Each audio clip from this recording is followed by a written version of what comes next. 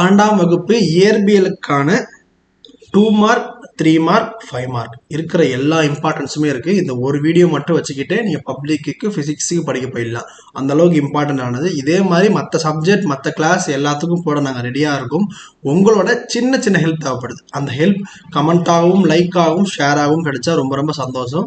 ஏன்னா இதை நாங்கள் ஒர்க் பண்ணுறதுக்கு எங்களுக்கு டைமே இல்லைனாலும் நாங்கள் ட்ரை பண்ணி உங்களுக்காக எடுக்கிறோம். பட் இது அடுத்த சப்ஜெக்ட்டுக்கு கண்டினியூ ஆகணும் அப்படின்னா நீங்கள் பண்ண வேண்டிய ஒரே ஹெல்ப் ஷேர் மட்டும்தான். ஒரு 10 பேர் ஷேர் பண்ணுங்கள். அதில் கண்டிப்பாக எல்லாரும் ஃபாலோ பண்ணுவாங்க. அப்போ தான் எங்களால் கொஞ்சம் எனர்ஜியாக ஒர்க் பண்ண முடியும்.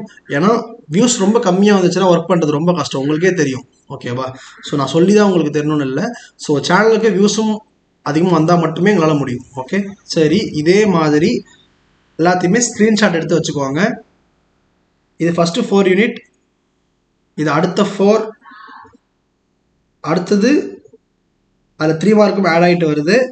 3 மார்க்கோட யூனிட் 1லேருந்து ஆரம்பிக்குது. அதில் 9th லெசன் வரைக்கும் இருக்குது. அப்புறம் 10th லெசன், இதில் 2 மார்க் கொஸ்டின்ஸ் இருக்குது, 4 மார்க் கொஸ்டின்ஸ் இருக்குது. சாரி, 4th லெசன்லேருந்து இருக்குது. அப்புறம் 10th லெசனில் இருக்குது.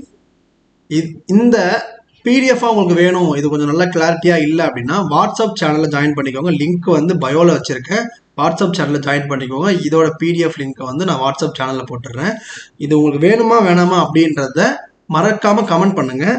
அடுத்து என்ன சப்ஜெக்ட் வேணும் அப்படின்றத கமெண்ட் பண்ணிங்கன்னா அடுத்த சப்ஜெக்ட் உங்களுக்கு வந்துடும். இது உங்களுக்கு பிடிஎஃபாக வேணும் அப்படின்னாலும் பிடிஎஃப்னு கமெண்ட் பண்ணுங்கள். அதுவும் நான் உங்களுக்கு அப்லோட் பண்ணிடுறேன்.